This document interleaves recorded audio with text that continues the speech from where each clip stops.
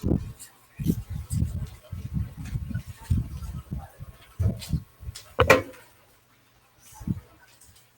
morning class attended.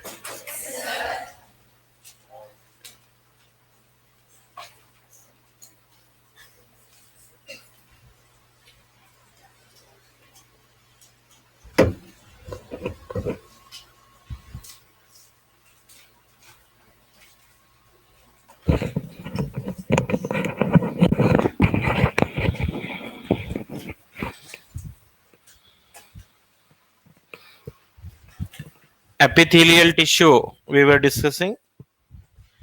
Squamous epithelium. Squamous epithelium, where it is present? Squamous epithelium, it is present in inner wall of blood vessels, it is present in alveoli of lungs, Bowman's capsule of nephron बोल के पढ़े. Correct? So inner lining of blood vessel, epithelium found in inner wall of blood vessels, found in inner wall of blood vessels, also called endothelium. Also called endothelium. जो squamous epithelium है, cells are arranged just like tiles of the floor. आज morning ही पढ़े हम. And जो inner wall of blood vessel है, it is also called as endothelium बोल रहे हैं. It is also called endothelium. Okay. And what is the function of squamous epithelium? Squamous epithelium help in diffusion, helps in diffusion.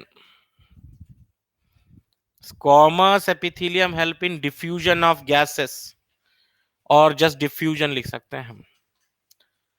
Morning class में हम diagram draw किए हैं squamous, columnar, cuboidal and also mentioned where they are located. अब function क्या कर रहे हैं? Squamous epithelium help कर रहा है, डिफ्यूजन में हेल्प कर रहा है. Columnar epithelium, where it is present? Columnar epithelium, it is present in stomach, intestine, and it help in absorption and secretion. Absorption और secretion में help कर रहा है. Tall slender cells है ना? Tall slender cells where nuclei are located at the base. Correct? Columnar epithelium, they are helping for absorption and secretion बोल रहे हैं. Okay. And cuboidal epithelium. Cuboidal epithelium, the cells are cube-like. They also help in absorption and secretion. Same function. Columnar, cuboidal epithelium, same function. Both are helping for absorption and secretion. Squamous epithelium, हम एक word, बस एक word, long notes नहीं चाहिए. Squamous epithelium diffusion, columnar epithelium absorption secretion, cuboidal epithelium absorption secretion. Remember their locations also. Locations भी पूछ सकते हैं. एंड नेफ्रॉन, जो नेफ्रॉन हम पढ़े हैं, वेरी केयरफुल. नेफ्रॉन में हो सकती है मिस्टेक. डायग्राम या क्वेश्चन पूछ ले तो मिस्टेक हो सकता है. Tubular parts of nephron, exam में पूछा, tubular parts of nephron contain. Tubular parts of nephron contain, बोलिए. अगर इस बार स्क्वामस लिखे तो गए मार्क्स. स्क्वामस नहीं. ऑफ कोर्स स्क्वामस कहां था? Bowman's capsule. ये ऊपर जो कप लाइक स्ट्रक्चर है, that is called Bowman's capsule. और ये जो पीसीटी है, so I can say it PCT, या नहीं तो एग्जाम में पीसीटी नहीं यूज करके tubular parts of nephron contain cuboidal epithelium बोलेंगे. पूरा नाम बोले तो brush bordered cuboidal epithelium, brush bordered cuboidal epithelium. What is meant by brush bordered cuboidal epithelium? Cuboidal epithelium tissue which contain microvilli.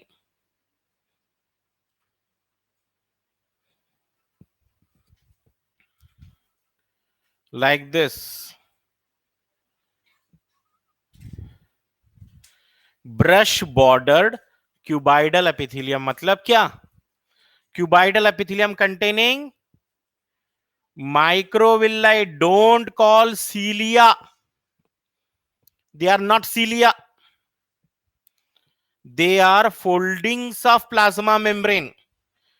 Foldings of plasma membrane are called microvilli. समझे? अगर plasma membrane के अंदर foldings हैं तब बोलते हैं उनको माइक्रोविल्लाई बोलते हैं. कई बच्चे बोलते हैं सीलिया भी यही है, माइक्रोविल्लाई भी यही है. गलत. Cilia are just hair like processes arising from plasma membrane, hair like processes. जबकि माइक्रोविल्लाई क्या है? फिंगर लाइक फोल्डिंग्स हैं. फोल्डिंग्स हैं, प्लाज्मा मेम्ब्रेन के फोल्डिंग्स हैं. If you want, you can take down microvilli, finger-like foldings of plasma membrane. Microvilli. It is called brush-bordered cuboidal epithelium, where it is present tubular part of nephron. Whereas Bowman's capsule, Bowman's capsule में क्या मिलेगा आपको? Squamous epithelium. Diagram भी बना लीजिए, rough diagram बना लेंगे तो और अच्छे से याद रहेगा. Bowman's कैप्सूल में स्क्वामस एपिथेलियम, पीसीटी में cuboidal epithelium. Cuboidal epithelium is present in PCT, or you can call tubular part of nephron. Okay, clear है? Right? स्क्वामस क्लियर हो गया, कॉलमनार क्लियर हो गया. क्यूबाइडल एपिथेलियम के डायग्राम, लोकेशन, फंक्शन क्लियर हो गए. अब हम जा रहे हैं, देखिए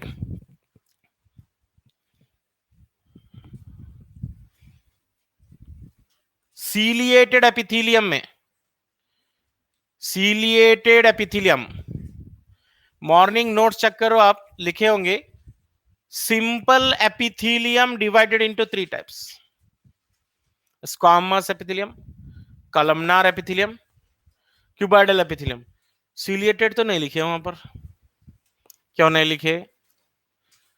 Ciliated epithelium is a modification of columnar epithelium and cuboidal epithelium.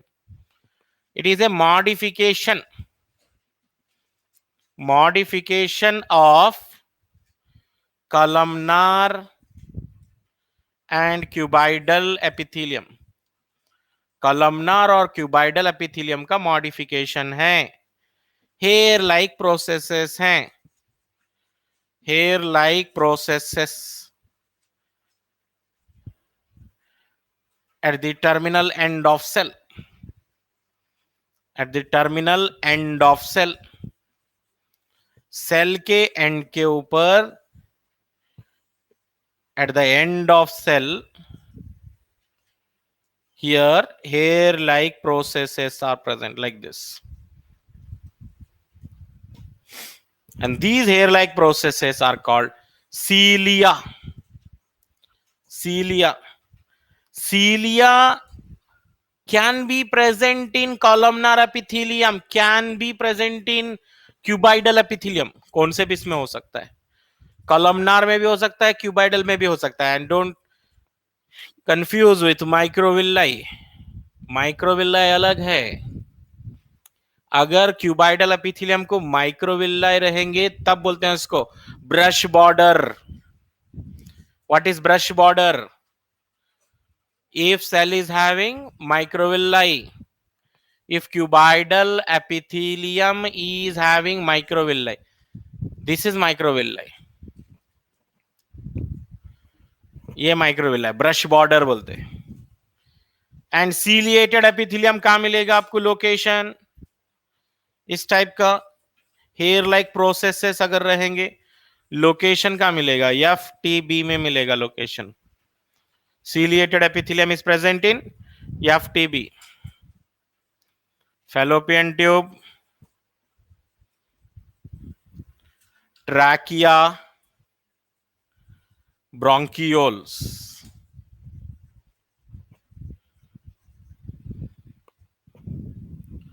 Where do you find ciliated epithelium? Fallopian tube, trachea, bronchiole, they have ciliated epithelium, and their function is to move substance in one direction. Move substance in particular direction. एक direction में substance को move करने में help करता है. It carry substance in one particular direction. ठीक है, यह है ciliated epithelium. Move substance in particular direction. Okay, ये जो सीलिया है, ये हेयर लाइक सीलिया प्रोसेसेस हैं. They carry substance from one place to another place. Even fallopian tube में जो ओवम है, the ovum is carried to the destination of fertilization. What is the destination of fertilization? Where it occur? Ampulla में होता है या ampullary isthmic junction में होता है, वहां पर लेके जाना. सीलिया जो है सेल्स सब्सटेंस को मूव करता है. So this is about ciliated epithelium. Even epithelium tissue का और एक टाइप है ग्लैंडुलर एपिथेलियम टिश्यू. जो ग्लैंड्स हैं, glands made of epithelium tissue. Epithelium या epithelial tissue. Glands are two type. Okay, glands are two type. Unicellular gland,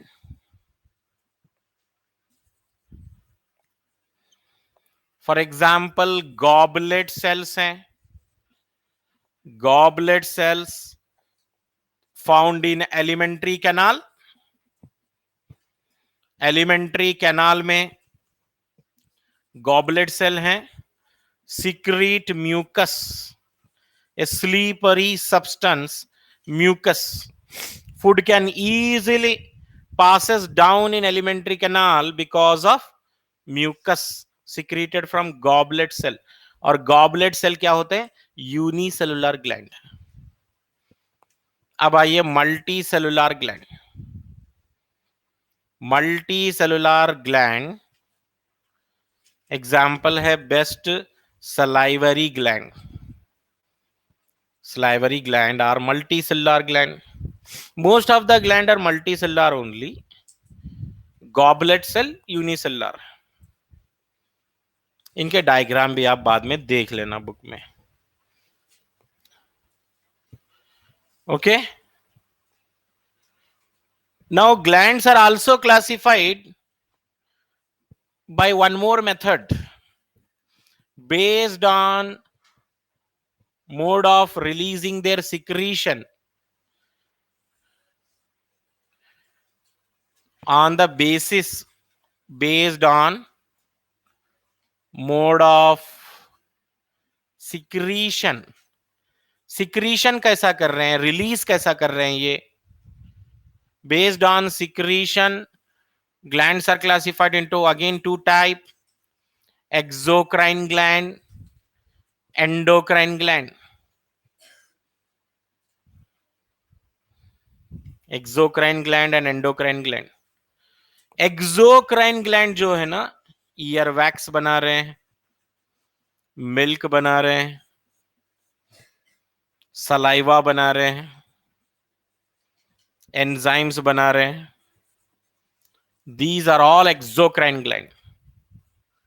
What is mean by exocrine gland? The glands which releases their secretion through ducts. Exocrine मतलब releases their secretions को release करेंगे through duct. अगर duct के through release कर रहे हैं अपने secretions, तब हम बोलते हैं एक्सोक्राइन ग्लैंड. एंडोक्राइन ग्लैंड के जो सिक्रीशंस हैं, their secretions are called hormones. Endocrine gland produces only and only hormones. No other secretion from endocrine gland, only hormones.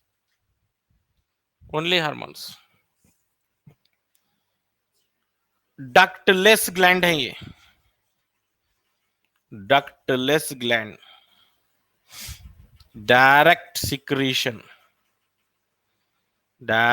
Secretion in blood. सीधे हार्मोन बनेगा और हार्मोन सीधा ब्लड में release होगा. No duct.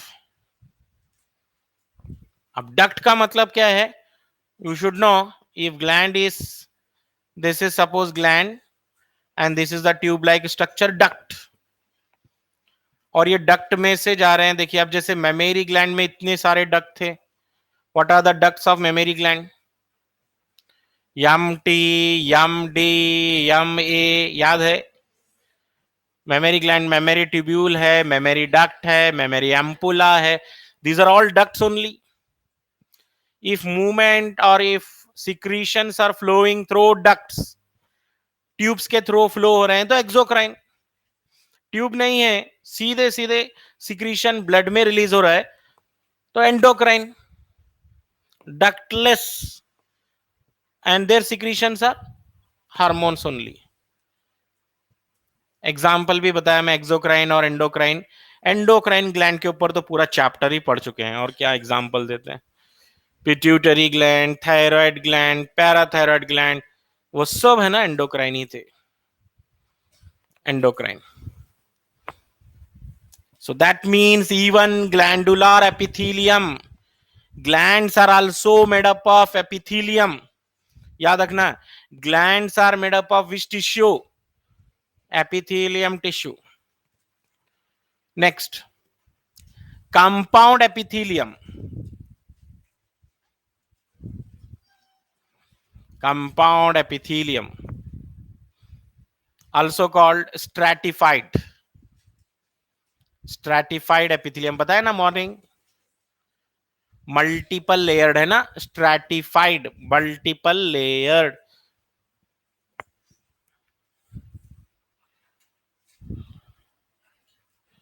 बहुत सारे लेयर ड्रॉ करना cells के. When you see book clearly आपको देख के ही मालूम हो जाता है ये तो कंपाउंड एपिथेलियम है. So many layer of cells, बहुत सारे लेयर बनाइए. Resting on basement membrane. अब यहां पे इंपॉर्टेंट क्या है? मल्टीपल लेयर बोल के याद रखना है. मल्टीपल लेयर याद रखना है.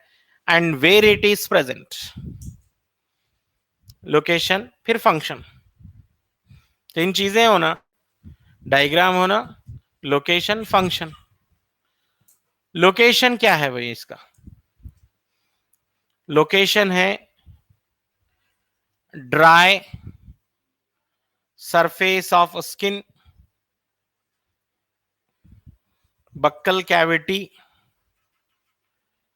pharynx,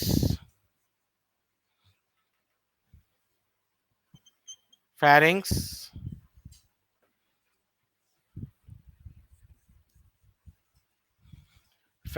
है. लाइनिंग ऑफ स्लाइवरी डक्ट है. और क्या है? पैनक्रियाटिक डक्ट है. So how to remember all these 5 locations? 5 locations. Where do you find compound epithelium? ये 5 location बोलना. When you eat, whether you eat by hand or by spoon. Suppose by hand if you eat, so food first touches your skin, तो food पहले skin को touch कर रहा है, मतलब dry surface of skin, then you take food into the buccal cavity, फिर उसके बाद फेरिंग्स में जाता है, फिर उसमें सलाइवरी डक्ट से सलाइवरी जूस आता है, फिर उसके बाद पैनक्रेटिक जूस आता है, हो गया खत्म। ऐसे याद रख लेना। What is a function? Protection. Protection is the main function. No absorption. Absorption के लिए कौन से एपिथेलियल टिश्यू थे? Columnar epithelium is helping for absorption and secretion, cuboidal epithelium absorption and secretion. Even epithelium में भी कंफ्यूज हो जाते हैं बच्चे, नेफ्रॉन बोलते ही आंसर नहीं देना है, पहले सोचना है नेफ्रॉन का कौन सा पार्ट बोल रहा है। नेफ्रॉन का बोमेन्स कैप्सूल पूछेंगे तो अलग आंसर, नेफ्रॉन का ट्यूबुलर पार्ट पूछेंगे तो अलग answer. And epithelial tissue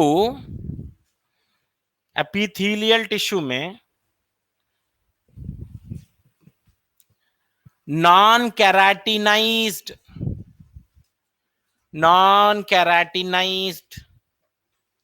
stratified epithelium, non keratinized stratified epithelium. Non keratinize मतलब नॉट हैविंग कैराटिन, कैराटिन मतलब hairs. So most of the skin is having hairs, most part of our skin is having hairs, but buccal cavity is not having hairs. Skin में क्या कौन सी tissue हो सकती है? Stratified ही हो सकती है, because so much of wear and tear. Non keratinized example is buccal cavity. किस बेसिस पे लगा लिख रहे हैं हम बक्कल कैविटी? फेरिंग्स। किस बेसिस पे लगा लिख रहे हैं हम ये? क्योंकि कैराटिन नहीं है। कैराटिन क्या होती है? Hair protein. Keratin is hair protein, और हेयर्स नहीं है बक्कल कैविटी में। So all those compound epithelium which are not having hairs, they are non-keratinized. Same ऐसे ही हो सकता है keratinized, keratinized stratified epithelium.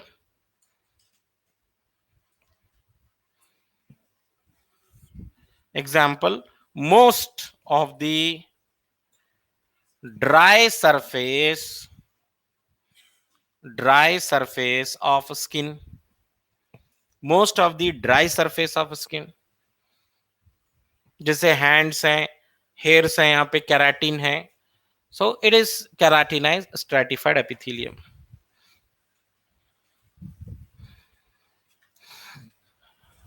Okay थोड़ा सा मुश्किल है एपिथेलियम ओनली, बाकी कोई भी टिश्यू उतना मुश्किल नहीं है। So many locations you have to remember, functions. Next, cell junctions in epithelium. Cell junction means cell to cell contact. In epithelium tissue, how cells are in contact with each other? How cells are in contact with each other? So there are three type of junctions: tight junction. Tight junction का काम है prevent leakage of substance from cell. Prevent leakage of substance from cells. Cell से कोई substance को बाहर आने नहीं देता, कौन से भी सब्सटेंस को बाहर आने नहीं देता। Tight junction prevent the leakage of substance. और adhering junction, what are adhering junction? Cement है, connect cells each other, cells को एक दूसरे से अटैच करके रखता है। सीमेंट है, सेल्स को एक दूसरे से अटैच करेगा। One more, gap junction. What is the function of gap junction? Communication. Of cells. एक सेल दूसरे सेल से कैसे कम्युनिकेशन कर रहा है? Communication of cells is due to gap junction. Movement of molecules, movement of molecules,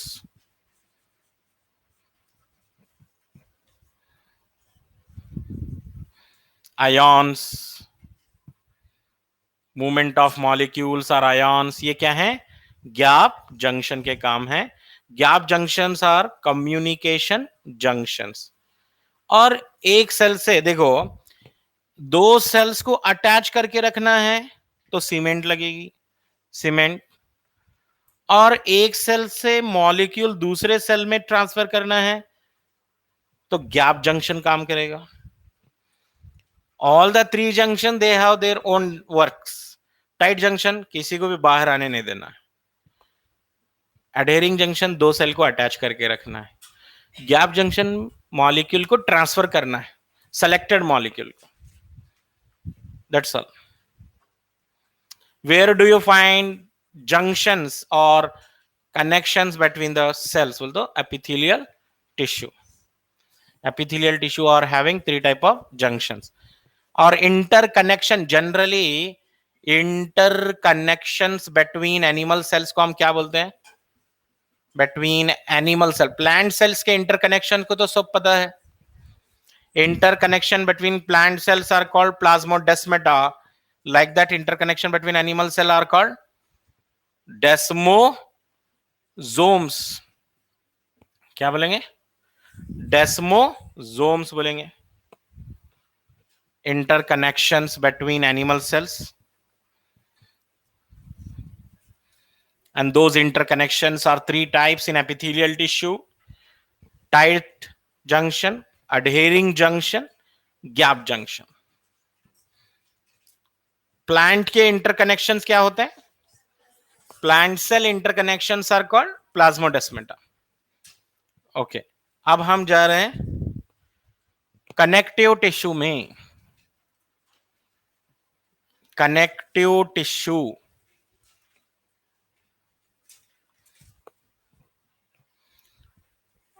okay. अब connective tissue में three types हैं: loose connective tissue, dense connective tissue, specialize connective tissue.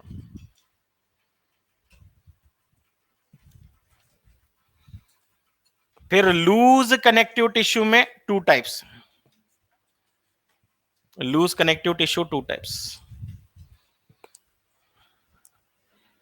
एक है एरियोलार कनेक्टिव टिश्यू, एरियोलार, और एक है adipose, adipose connective tissue. Dense connective tissue में दो टाइप हैं: डेंस रेगुलर,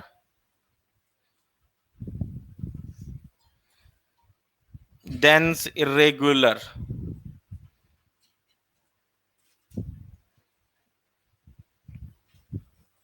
स्पेशलाइज कनेक्टिव में थ्री टाइप है: blood, bone, cartilage. Blood, bone, cartilage.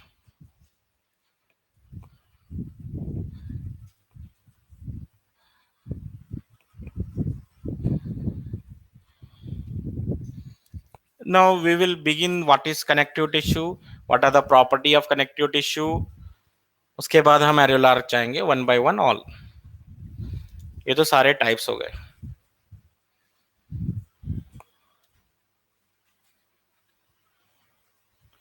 Epithelial tissue में मुश्किल क्या था? लोकेशन याद रखना।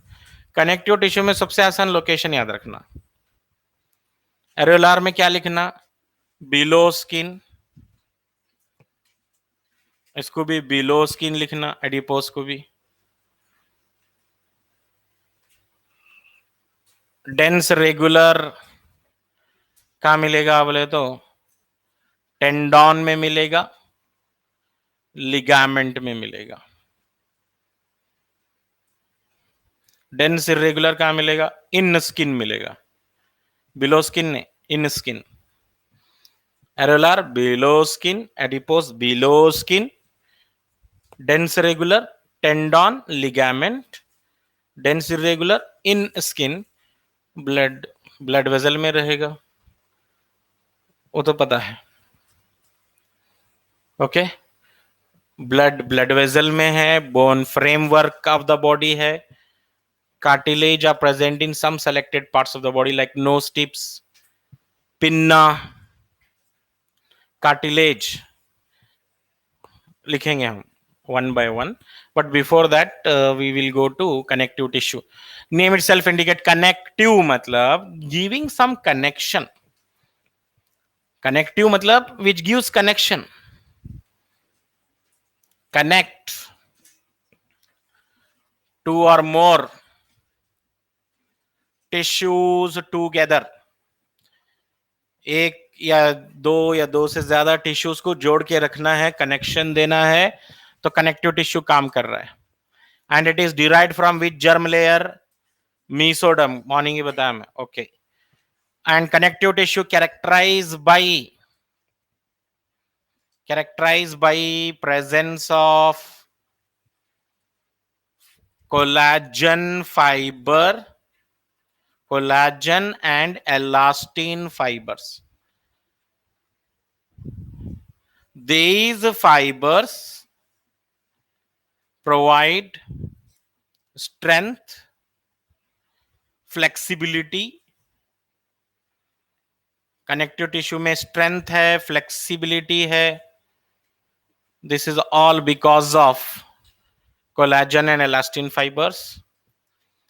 एंड कनेक्टिव टिश्यू में जो मैट्रिक्स होता है, matrix of connective tissue contain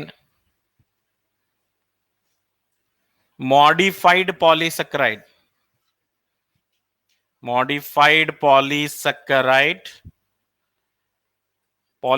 बोल के कंपाउंड है, कार्बोहाइड्रेट का टाइप होता है पॉलीसेक्राइड, हाइयालुरोनिक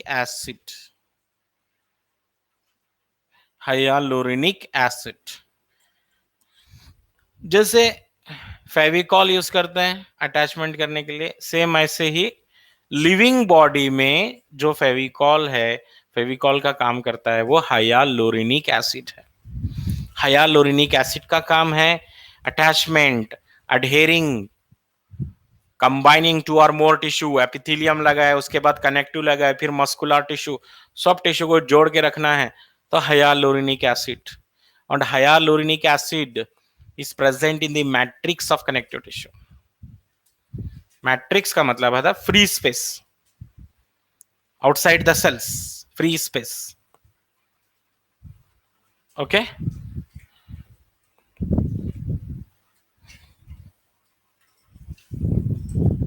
यहां देखेंगे ना, हम डायग्राम देखेंगे और क्लियरिटी आएगी। सो फर्स्ट कनेक्टिव टिश्यू कौन सा है लूज में? अरियोलार कनेक्टिव टिश्यू है। लूज कनेक्टिव टिश्यू में फर्स्ट टाइप कौन सा है? Areolar connective tissue. तो areolar connective tissue when you draw, this is areolar connective tissue. यहां पर कुछ फाइबर्स बंडल्स में मिलेंगे आपको,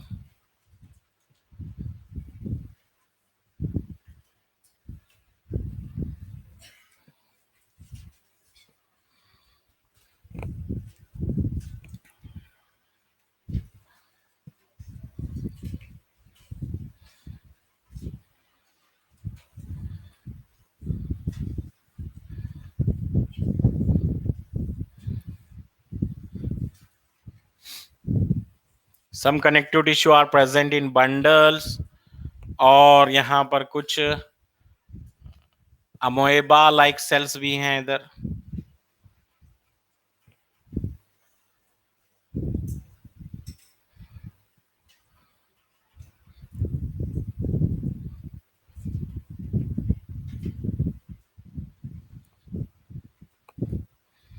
अलग अलग टाइप के शेप्स भी अलग अलग हैं देखिए सेल्स के। और कुछ फाइबर जो है बंडल्स में नहीं है, कुछ फाइबर्स बंडल्स में थे और कुछ फाइबर बंडल्स में नहीं है। तो ये है areolar connective tissue below the skin, beneath the skin. Areolar connective tissue में आपको सेल मिल रहा है, देखिए ये मैक्रोफेज बोल के, अमोएबॉइड cell present in areolar connective tissue. If a question, what is the amoeboid cell in areolar connective tissue, बोल तो मैक्रोफेज बोलेंगे।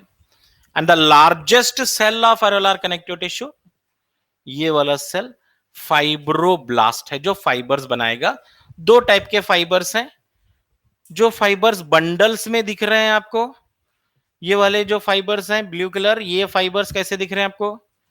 नूडल्स, नूडल्स कैसे दिख रहे हैं? हाँ, बंडल्स में दिख रहे हैं, तो क्या बोलेंगे इनको? कोलाजन फाइबर्स बोलेंगे, कोलाजन फाइबर्स। और कुछ फाइबर जो सिंगल सिंगल दिख रहे हैं, बंडल्स में नहीं है, तो उनको क्या बोलेंगे? ये वाले fibers elastin fibers. Single single हैं तो एलास्टिन फाइबर, बंडल में है तो collagen fibre.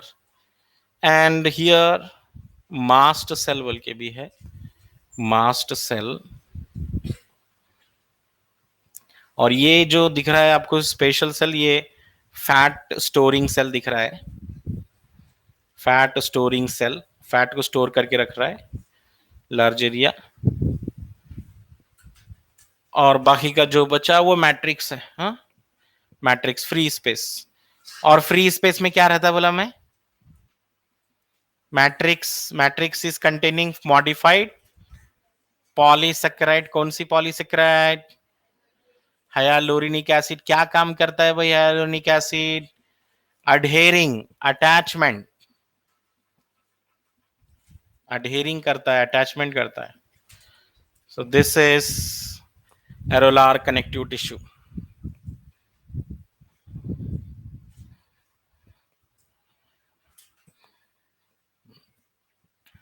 Where it is present, what is the structure, what is the function। हमेशा टिश्यू बोल तो तीन ही बात करना, लोकेशन, स्ट्रक्चर, फंक्शन। अब लोकेशन तो बहुत सिंपल है, where is areolar connective tissue? Located beneath the skin.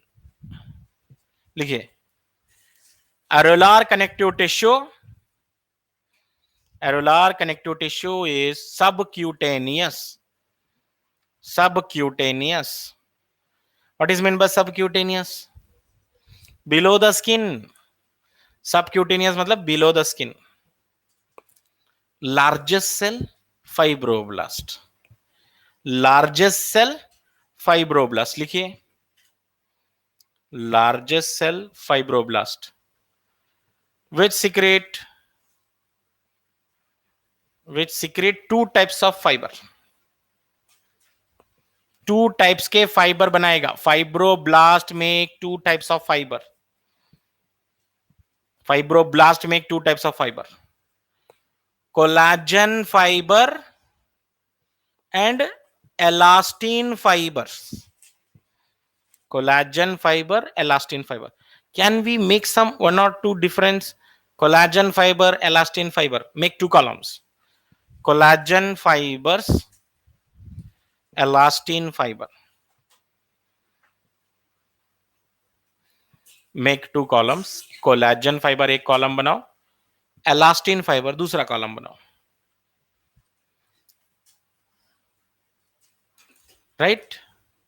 लिखिए कोलाजन फाइबर वाले कॉलम में लिखिए found in bundles. Collagen fibre कैसे हैं? बंडल्स में, सिंगल सिंगल नहीं है, they are found in bundles। collagen fiber found in bundles। elastin fiber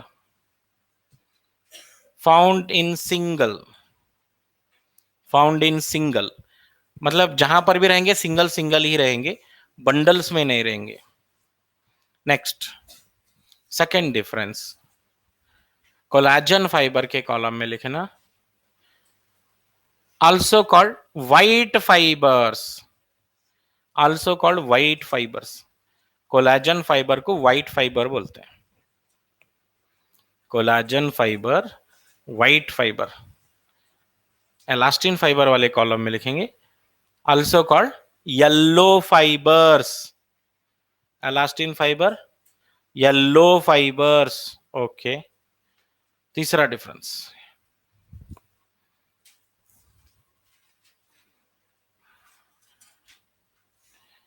collagen fibre में दे आर अनब्रांच्ड, ब्रांचेस नहीं है। देखो यहां से स्टार्ट हुआ कोलेजन फाइबर तो यहां तक चल रहा है, ब्रांच है नहीं है। They are unbranched, collagen fibers are unbranched, elastin fibers are branched.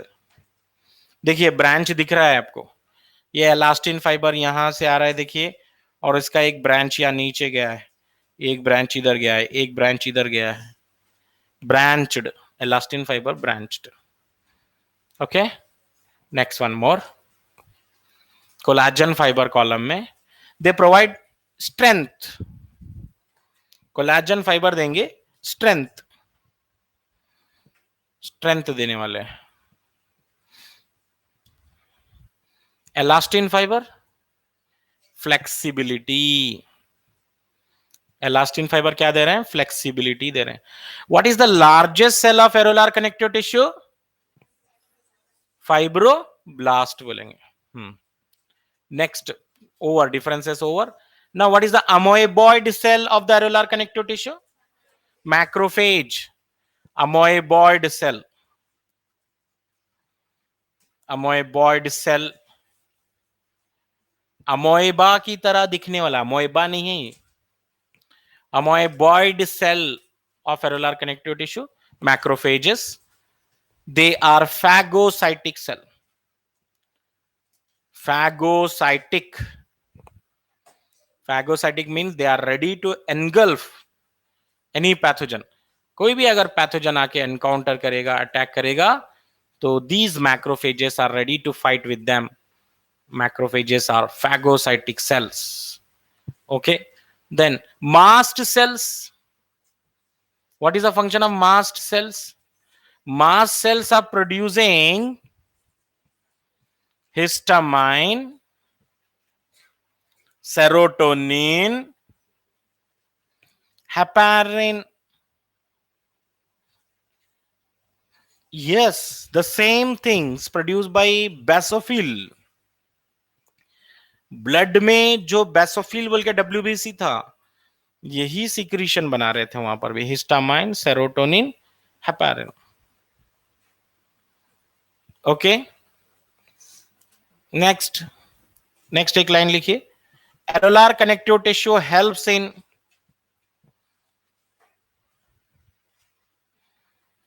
areolar connective tissue helps in connecting, helps in connecting integument, helps in connecting integument with muscles, integument with muscles। integument मतलब skin, your skin, integument, right, skin को बोले integument. Skin के नीचे areolar connective tissue, areolar connective tissue के नीचे muscles, your muscle and your skin they are connected by areolar connective tissue. दोनों के बीच में एक बाइंडिंग, एक बाइंडर क्या है, एरोलार कनेक्टिव टिश्यू। फंक्शन तो बहुत सारे हो गए, ये फंक्शन थे, स्ट्रेंथ, फ्लेक्सिबिलिटी, फैगोसाइटिक, ये थे। और वो फैट स्टोरिंग सेल है, फैट भी स्टोर करके रख रहा है। Next, connective tissue. अब देखें यहां पर लूज क्यों बोला मैं इसको, cells are loosely arranged, gap बहुत ज्यादा था, एक कॉर्नर में मैक्रोफेज था, फिर गैप है ना, बहुत ज्यादा गैप था, लूज बोले इसलिए। Next, second type of tissue, adipose connective tissue. इसमें तो ज्यादा कुछ इंफॉर्मेशन नहीं है, बस आपको डायग्राम याद रखना है। ये सेल, इसका न्यूक्लियस कहां है, देखिए सेल का, this is the nucleus. Adipose tissue में ये न्यूक्लियस है, वे push to complete one corner of the cell, पूरा कॉर्नर में आ गया है। The large area is occupied by fat storage. Fat storage, बहुत बड़ा एरिया फैट स्टोरेज ही है, और ये प्लाज्मा मेम्ब्रेन है.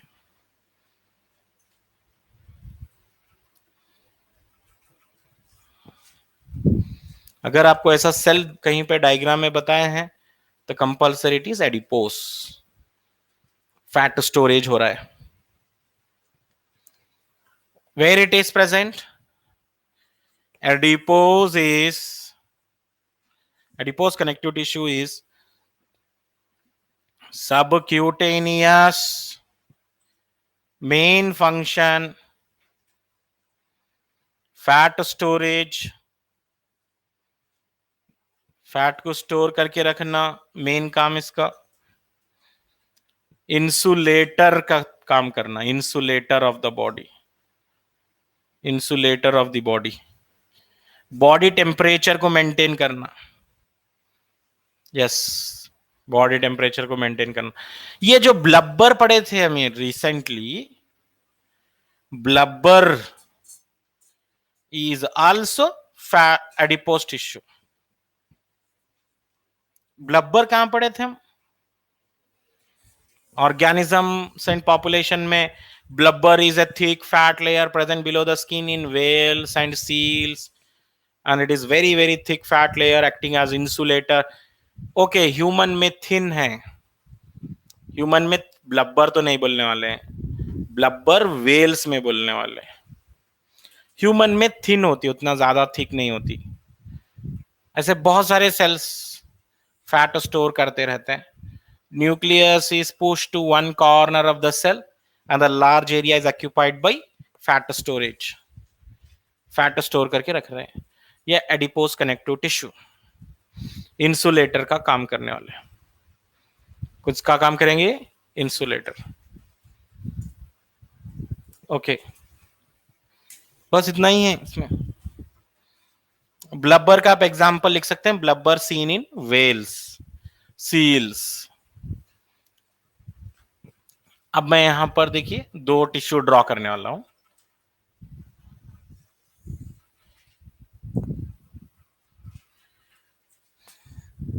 दो टिश्यू ड्रॉ करेंगे. यहां पर कुछ फाइब्रोब्लास्ट ड्रॉ कर रहा हूं. These are the fibroblast. ये फाइब्रोब्लास्ट हैं जो फाइबर्स बना रहे हैं. ये fibroblast. And if all the fibers are present parallel to each other, if fibers are present parallel to each other, dense regular. How to identify dense regular connective tissue? Orientation, arrangement. Orientation मतलब arrangement. Orientation of fiber is parallel. कैसा है? Parallel to each other. एक दूसरे से parallel रहेंगे तो dense regular. और क्या है इतना आसान? और इसके मैं दो एग्जांपल बताया. Tendon, muscle to bone connection. Muscle to bone connection, जो हमारे टेंडन है, muscle to bone connection, they are made of which tissue? Dense regular connective tissue. और लिगामेंट, लिगामेंट क्या है? Bone to bone connection. Bone to bone connection ligament है. Over stretching of the ligament, over stretching of the ligament को क्या बोलते हैं? Over stretching of ligament usually by dancers. Dancers क्या है, लिगामेंट ज्यादा स्ट्रेच करते हैं, तो over stretching of ligament causes pain, causes pain called, क्या बोलते हैं उस पेन को? स्प्रेन बोलते हैं. Sprain, sprain. ये डेंस रेगुलर में ligament, dense regular connective tissue means how fibers are arranged parallel to each other, ये बात याद रखना है बस। और टेंडन और लिगामेंट का मीनिंग याद रखना है, स्प्रेन याद रखना है।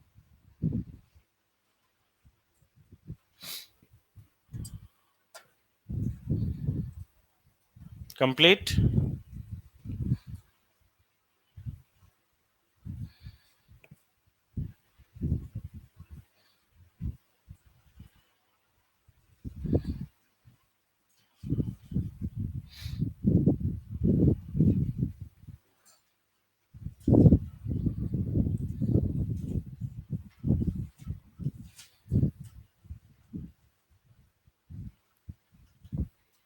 डेंस इरेगुलर बनाएंगे अब diagram. Dense irregular, dense irregular connective tissue.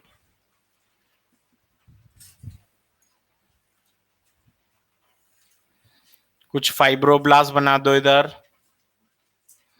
Fibroblast का काम क्या है बोलो? Yes, what is the function of fibroblast? Formation of fibres.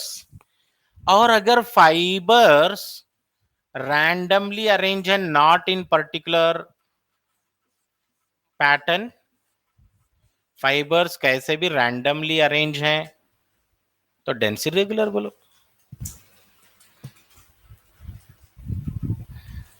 Orientation of fibre is random. Orientation of fiber is random, and where it is present, dense irregular, found in skin। dense irregular skin में मिलती है, बस खत्म। Diagram देखते ही identify कर लेंगे आप। Book open करना बाद में, डेंस रेगुलर ढूंढना कहाँ है, डेंस इरेगुलर कहाँ पे, देखते ही मालूम हो जाएगा आपको। फाइबर्स अगर रैंडमली अरेंज हैं, कुछ ऊपर हैं, रैंडमली अरेंज हैं, then it is called dense irregular. Dense irregular. तो लूज कनेक्टिव टिश्यू की कैटेगरी खत्म, डेंस कनेक्टिव टिश्यू की कैटेगरी खत्म।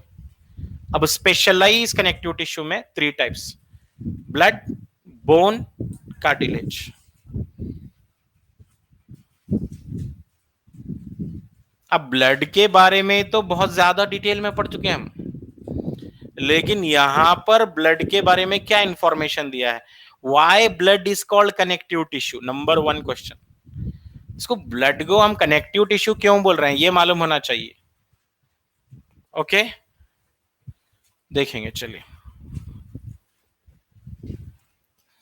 ब्लड स्पेशलाइज कैटेगरी में आ रहा है ना, ये specialize connective tissue. Blood contain plasma, contain fluid part, plasma,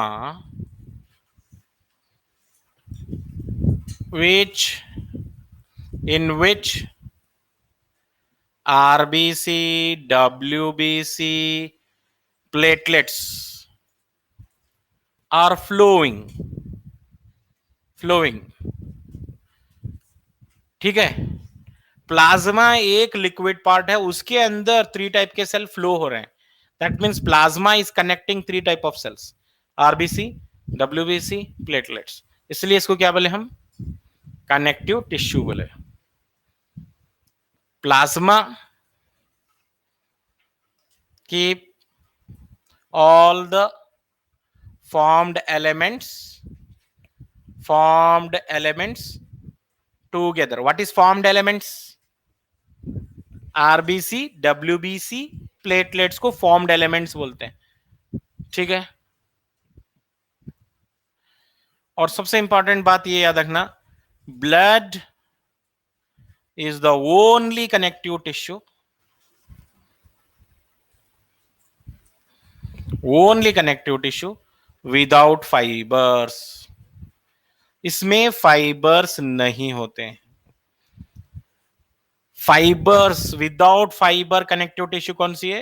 blood. Blood में कोलाजन फाइबर, एलास्टिन फाइबर ये नहीं मिलेंगे आपको। ओके, अब यहां पे आरबीसी का शेप याद रखिए, आरबीसी बाइकॉनकेव है, biconcave, biconcave, round in shape.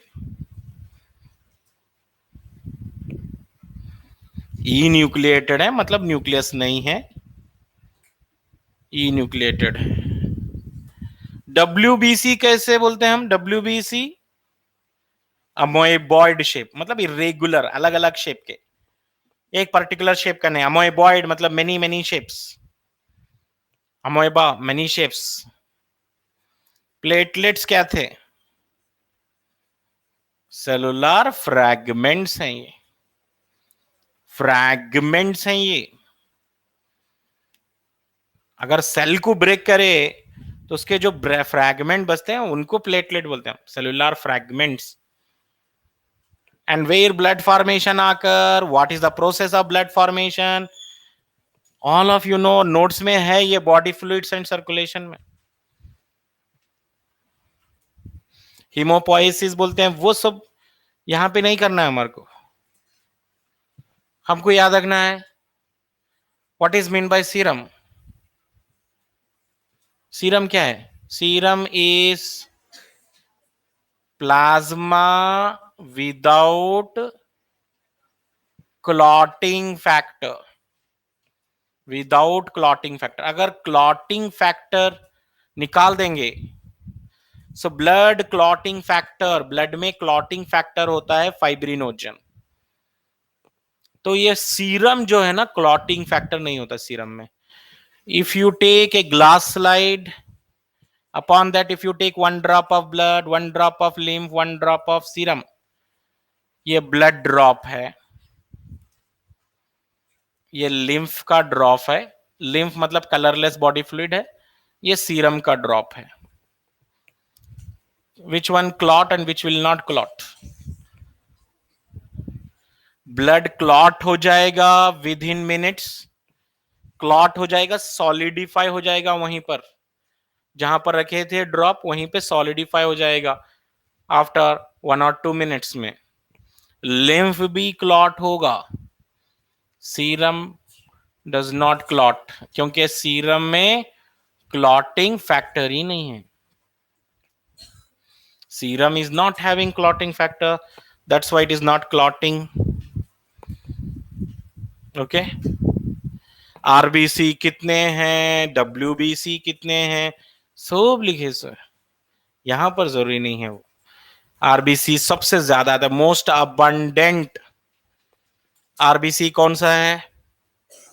Most abundant blood cell, most abundant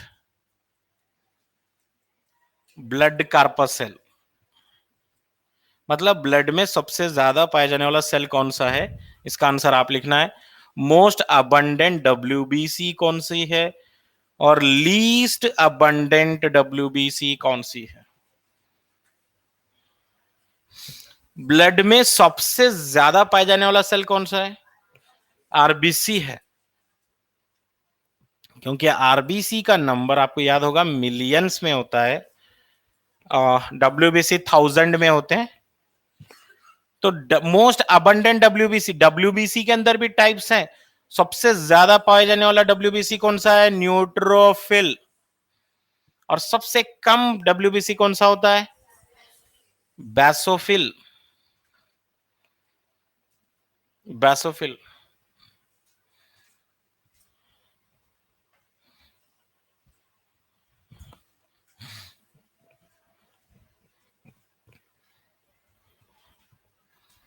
okay, तो नेक्स्ट क्लास में हम कंटिन्यू करेंगे बोन एंड कार्टिलेज। यहां तक आप टेक्स्ट बुक में भी एक बार रीडिंग कर लेना। एपिथीलियम, आज इवनिंग में एपिथीलियम कनेक्टिव टिश्यू पढ़ लेना चाहिए up to blood. Thank you.